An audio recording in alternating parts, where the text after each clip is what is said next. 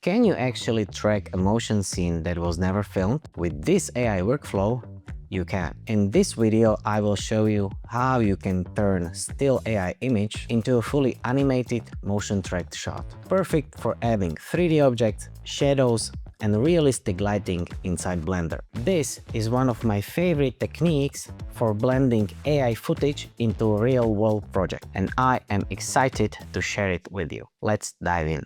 So the first asset we will need is an image of street. I think New York should be fine. So let's write our prompt. And we will give it a shot with such an easy prompt. I think it's quite easy. Photography of an empty New York street, daytime, skyscrapers, and aligned. I'm not expecting to be successful on the very first try, but we actually need to start somewhere. And as you can see, it's not that bad. It looks quite usable. But I don't want black and white versions. Therefore, I will use this prompt once again and maybe add dramatic lighting. Let's add 4K, detailed, urban vibe. Okay, this version was not a step to the right direction. I will get back to the original one, and maybe I could explore New York street and help it with some reference images. Something like that looks quite interesting.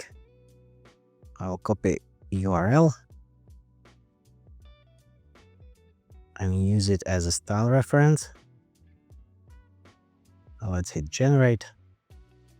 And for the sake of staying organized, I'm used to hide those that are obviously not usable. They are still there, you just don't see them in this create feed. And now we are getting quite closer to what I want. Actually, this one looks quite interesting. I would maybe do a couple versions. I don't like those wet parts, so I will prompt it to somehow generate a sunny summer day. Summer, sunny day. But these are basically the look that I am looking for. Okay, this batch looks quite good. It's just about finding that one image which will be best for what we are about to do with 3D and motion tracking. I will therefore just hit use this prompt again, and let's add R3. So we get 3 batches of 4 images, out of which I will pick one. If not, I'm quite inclined to use this one, but we will see. Okay, I think I will go with this one. Therefore, I will upscale it. And here we have it. It looks quite good. It looks like New York. Of course, there are some bugs here and there, but I won't obsess over it because the purpose of this tutorial is something else. However, it's still quite AI plastic look, too perfect. Therefore, I will download it and I will do one more round of upscale in Magnific. I want some more detail and realism to be introduced into this image, and Magnific is quite good for that reason. Therefore, I will use nature and landscapes. Should be fine. New York street. And now we can upscale it. It's done. Let's take a look at the result. As you can see, it looks way more realistic. It's just better. The concrete textures and asphalt looks way more believable than in this Midjourney version, which is not bad, but this is way more believable. I will download this version. Let's use PNG and we will continue in Runway. I need to upload our image, which should be somewhere here. As you can see, those images can get quite big. This PNG of magnific upscale is 33 megabytes in file size, so it's quite a lot. And now we need to prompt in the camera movement which we want, and I think it might be something like camera zoom in empty New York street,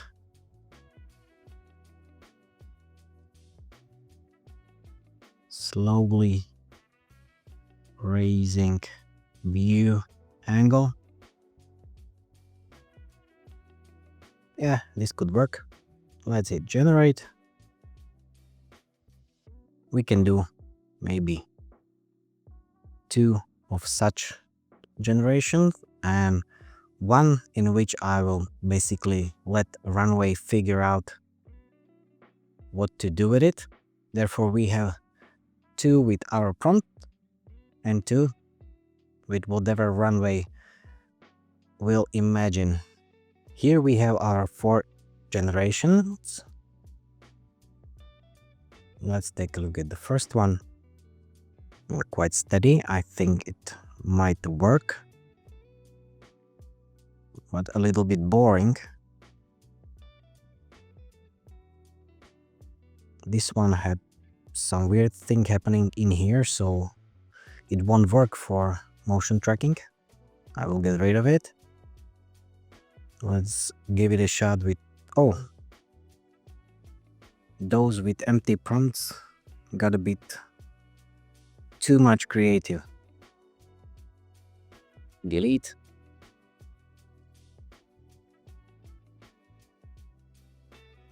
And this one is unusable also.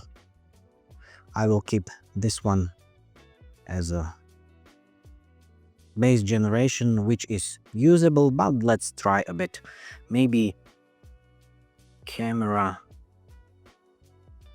is raising up, crane up, movement, empty New York street,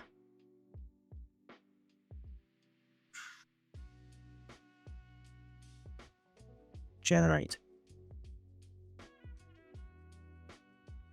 I would be completely fine with using this first version, but let's invest a minute or two if we can possibly get anything better. So we are done, and as you can see, it did not follow our prompt because it's not raising up.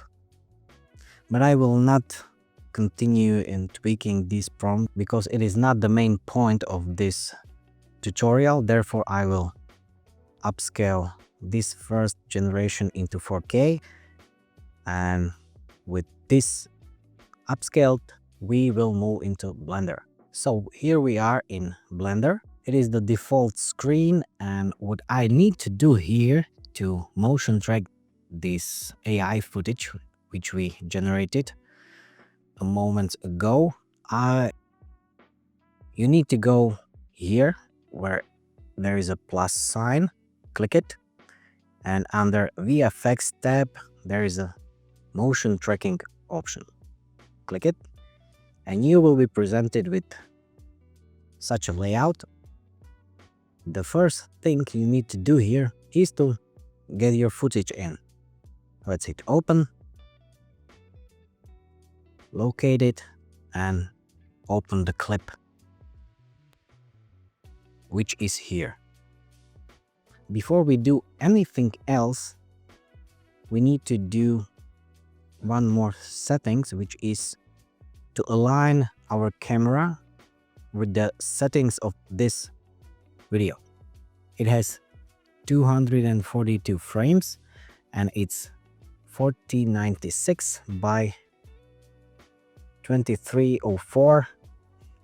Therefore, we need to go in output panel and we will write 4096 by 2304, and in case of a frame range it's 1 to 242. This way it should work quite fine. It doesn't matter which render engine is set up for now. And let's get to work and motion track this image. In here, basically you don't need this panel. Right click, join areas left, because here you will see motion tracked scene. In here we have our video file, and below there will be some curves chart that will represent how our motion tracking turned out. Before we start, I need to mention that there is no point in pursuing a perfect motion tracking, because it will not happen with AI generated footage. There is quite a lot of morphing within the video, and it will probably confuse the tracking process. Therefore, if we can get reasonably low enough, I would end there and continue in putting that scene together. So the first thing we should do is to hit prefetch footage, which will basically load it into memory, and the playback speed will be way faster. As you can see here, it's moving as we slide our marker. Now what we need to do is to add some tracking markers. Therefore, I will go to the beginning of the footage and add and let it detect features. All these yellow markers are tracking points, and Blender somehow figured out that there is quite enough of contrast or quite enough features for this point to be tracked over time. And while we have those yellow markers in, let's hit track markers. And here you can see it tracked the motion of those yellow markers. Quite a lot of those somehow became lost within the time of analyzing, but no problem, we will deal with it. However, for this to be better, we also need to do that in the end of the footage. So let's find the last frame, detect new features, and analyze the footage in reverse. I'm doing that just because some tracking points from the beginning won't last for the whole duration of the video, and it's same from the back of the video. Therefore, if I will somehow stick only with those detected in the beginning, as the video goes, the level of precision will probably drop.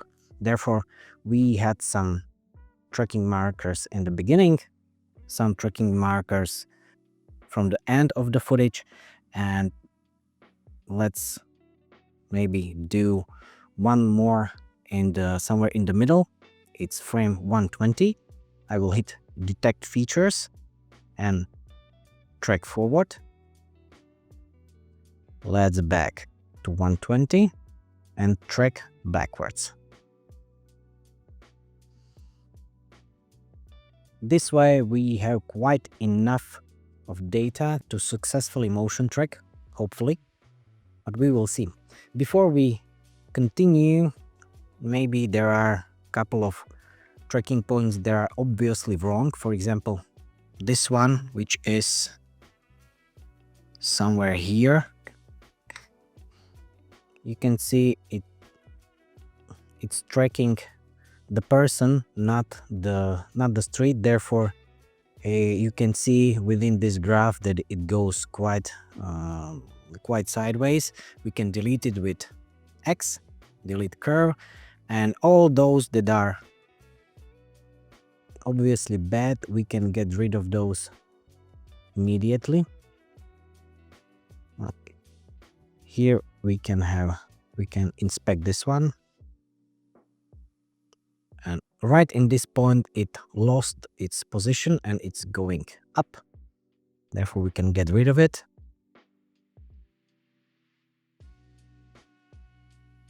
And here is maybe the last one, which I think is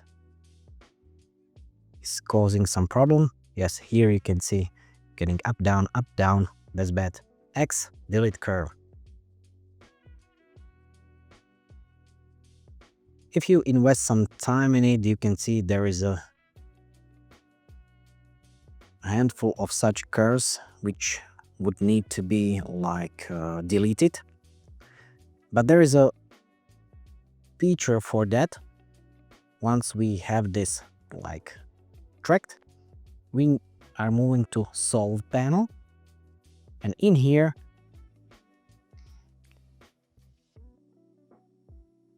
we need to first set up between maybe which two keyframes there's enough parallax movement so it somehow counts this in. But since this footage is steady, the movement is same during whole the video, therefore I can keep this. For example, if you have like a steady shot in the beginning, then move to the left and then it's steady back again, you will somehow introduce keyframe A as, let's say, 80. So it will start from here to, let's say, 120, because there is way more parallax happening in it and the solved number will be better. Right now we can hit refine focal length, and basically you can check all those, but I'm not sure if it will cause any difference because it's not created with real lens. It's AI generated and quite used to have these turned on. And here you can hit solve camera motion. Right now you can see it's done. Solve error is quite low. I'm really surprised. It's just 1.91. Anything below 1 is completely good, especially for AI generated footage. Therefore we can maybe do one round of cleanup where we can hit clean tracks and we can select only those which have reprojection error above some number, some threshold. Do that by tiny steps, like don't do too much of yellow points and curves to be deleted. Therefore I will locate just those with really big error and I will delete those tracks and hit solve camera motion again. And now you can see we are getting down. It's just 1.19. Therefore we can maybe move to the back of the video and hit clean tracks, reprojection error, and go only for those which have really bad number. Hit X, delete tracks, and solve again. And we are getting even better, 1.08. It might happen that sometimes you will delete those with quite a large error number and the solve error will somehow turn out to be like 40. Then there is a bug happening and just hit step back and try deleting different points. Maybe let's go here, clean tracks, X, delete, solve camera motion.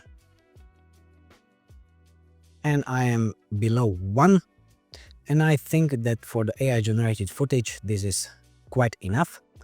If you have time and want to play with it and tweak, maybe look for those that are somehow lost, which are also here probably. I will delete this one and probably this one, which you somehow, well, this one look good.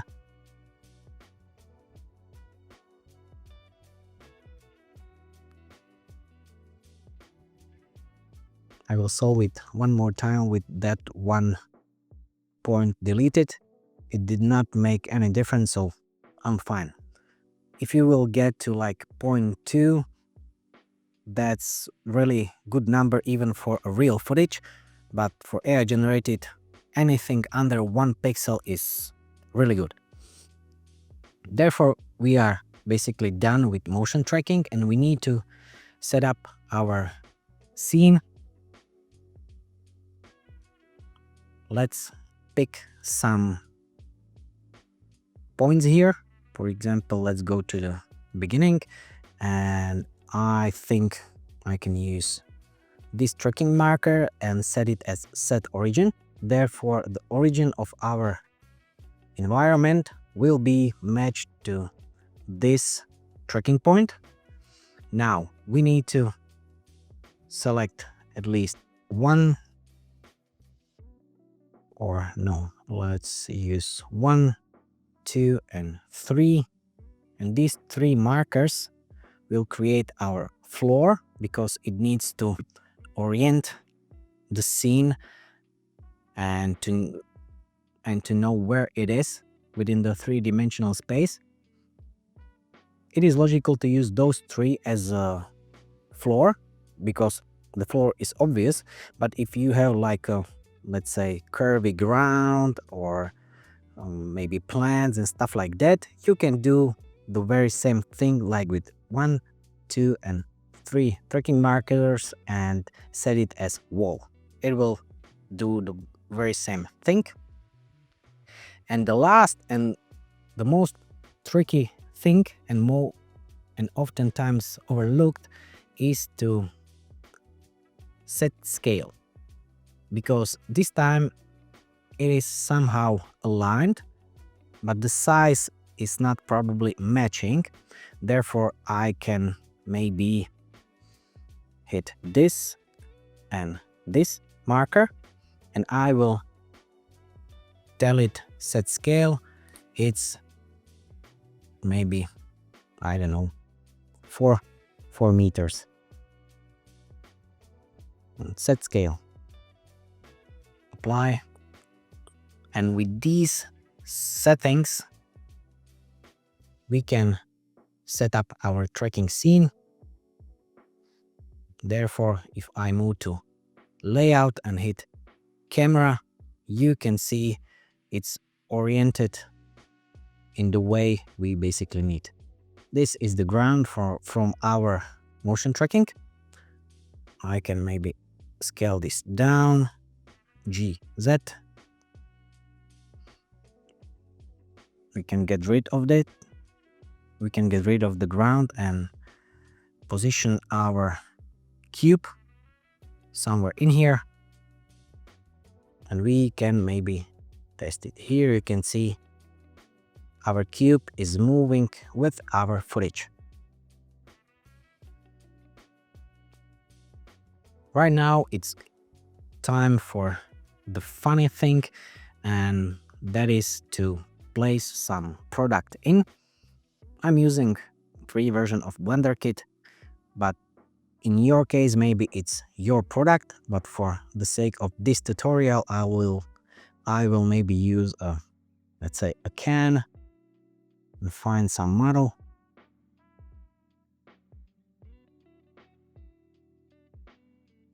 So I downloaded these cans. I probably need only one, which will be this one. I can get rid of the cube, delete the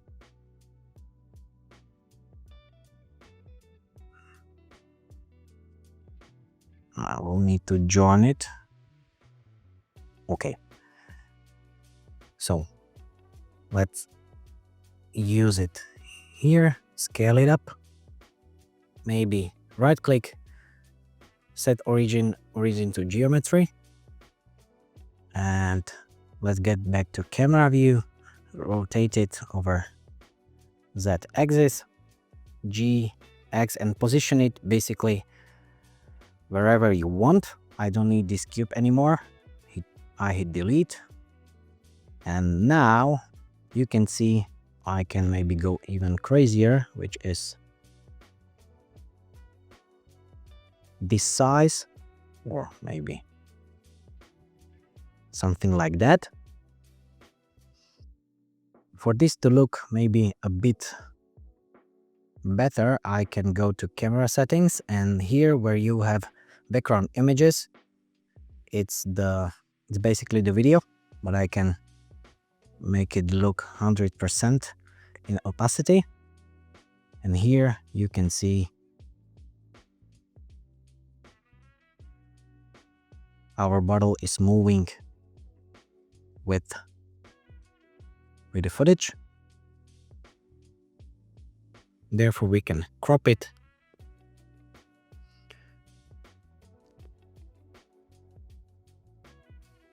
and for this to look a little bit better and maybe as a complete scene, because we actually have this video motion tracked, we will introduce some lighting in here, and that's the point in which I will switch from Eevee to cycles, because it just looks better. We can click on rendered,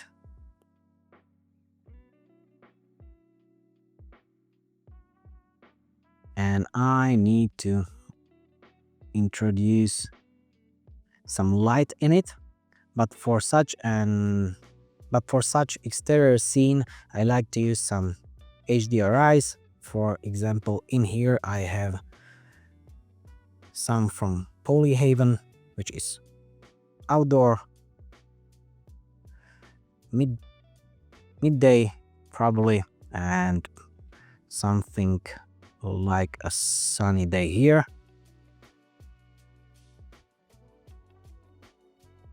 It looks a little bit better. I think we need to turn on transparent for it to be presented with the original video. And if we go to like world settings, I will turn the rotation of the HDRI texture, which is the main source of the light here, to maybe look like this. If it's not the right one, you can just drag in the different HDRI and look for the one that looks best. And right now, with this lighting setup, the one more thing I need to do here is to add plane, because as here you can see we have our can a little bit over the ground, GZ. Okay, one note with Blender, always remember to autosave, because sometimes it crashes, and it just did in my case. Therefore I did last 5 minutes again, but you get the point. In here we are in cycles. For the viewport we are fine with 20, and with this plane I want it to be just as a shadow catcher. So with this selected, I'm going to object panel. Here is visibility, and you need to click shadow catcher. This way it will act as only as a plane on which just a shadow is projected. In here I can already see it's not the correct lighting, therefore I can maybe get rid of the HDRI, which is removed. And actually I maybe don't need to do that because I forgot there's a light from the default scene present. Let's delete it. And if it still looks bad, only after that there is a time to maybe switch it, remove, and with camera background image set to 100%, I can maybe add a simple sunlight,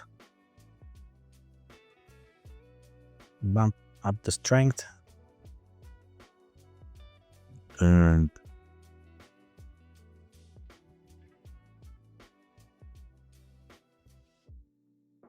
set up the correct angle. I will also make it way more smooth. In case of a sunlight, it really doesn't matter if where it is in the scene because it's directional light, so it's omnipresent. The only thing that matters is just the direction of the light. Here we have something left. Let's hit delete. And with this sunlight I can maybe make it a little bit brighter.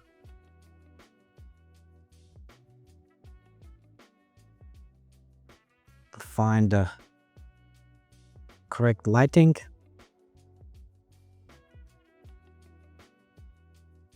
I think this looks good. Possibly if you want to maybe introduce some interesting shadow here, you would maybe, as you can see here, the can is above the light source, but there's no problem because this is sunlight. And with this setup here, if I go to this view, when I hit play, our model or your product in 3D is moving just as your footage is. Therefore, with this setup and our model in 3D and a color catcher setup, which is this plane, right now here you can see this shadow would be not visible without it. I can maybe adjust lighting a little bit so it's going. Here you can see I'm moving sun, but it's not changing anything. And I am quite happy with what I'm seeing. So the only thing left here is to render it out. Let's get back to render settings. It's render. I actually think maybe 100 samples would be enough. In case of live paths, I can maybe turn this down to 10, but even if you are not skilled in rendering settings, just to set up number of samples will make the difference. For example, in here, if I hit render and render image, and here you can see we have our image rendered out. It's rendered also with the background. If you don't want to do that and maybe composite it together in After Effects, you can do that easily with this rendered, you can go to compositing, and here you just need to use only this render as output. Also in viewer, now you will get just a transparent image. So you will hit render, wait until 242 frames are rendered, either with or without the background, and after some time you will be presented with something like this.